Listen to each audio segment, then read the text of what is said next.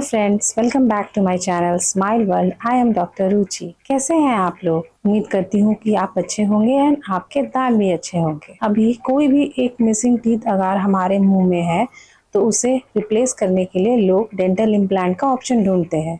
ये तो dental implant अभी काफी फेमस हो चुका है। तो आज मेरे डिस्कशन का टॉपिक डेंटल इम्प्लांट्स ही है। क्या रिस्क है डेंटल इम्प्लांट्स के?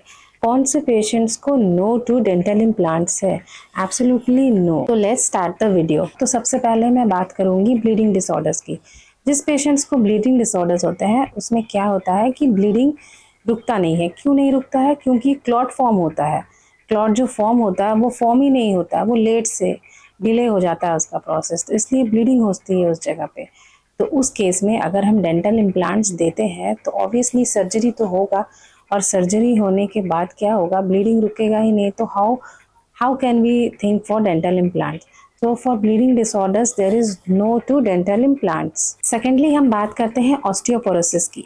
ऑस्टियोपोरोसिस एक ऐसा कंडीशन है जिसमें कि हमारा बोन वीक और फ्रेजाइल हो जाता है, ब्रिटल हो जाता है, जिसका मतलब उसमें उतनी ताकत नहीं होती है कि वो एक डेंटल इम्प्लांट का लोड ले सके। तो इसीलिए उस टाइप ऑफ पेशेंट्स को no to dental implant. Next हम बात करते हैं ऑटोइम्यून डिजीजेस की।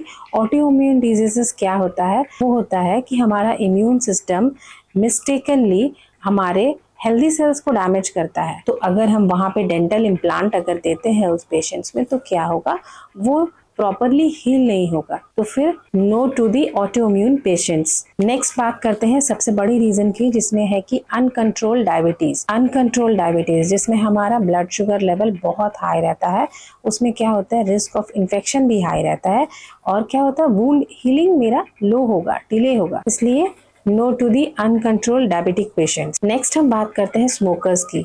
स्मोकर्स में क्या होता है कि ब्लड फ्लो जो हमारे जॉ बोन में जाता है वो बहुत डिक्रीज हो जाता है, जिसके कारण अगर उस पेशेंट्स में डेंटल इम्प्लांट देते हैं तो वो हील नहीं कर पाएंगे जल्दी, उनका वुंड रिपेयर नहीं हो पाएगा।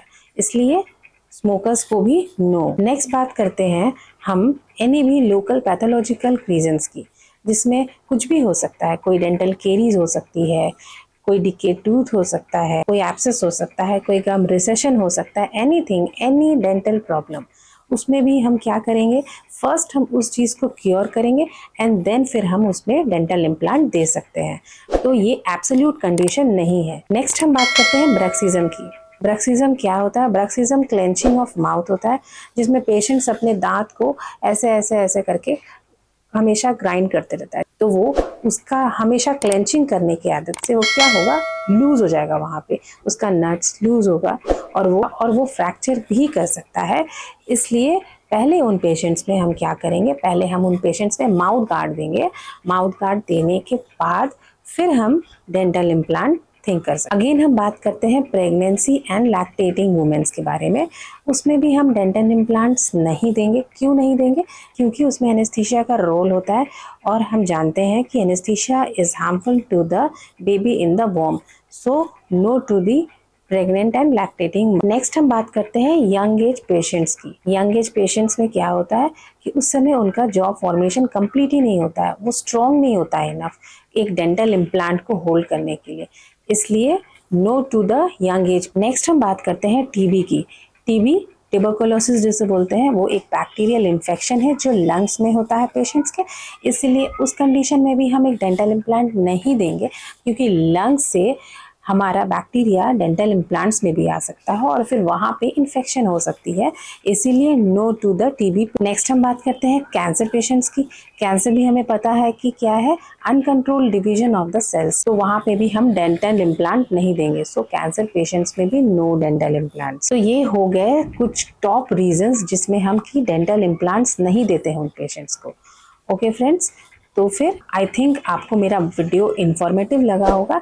जिन लोगों ने सब्सक्राइब नहीं किया है वो kindly subscribe and like for the channel and share करें ये इन्फॉर्मेशन अपने फ्रेंड्स के साथ, ताकि उन्हें भी हेल्प मिले। और अगर किसी को भी कोई क्वेश्चन या डाउट पूछना है तो वो मुझे मैसेज कर सकते हैं। तो तब तक के लिए everyone, thank you, keep your smile healthy and bye.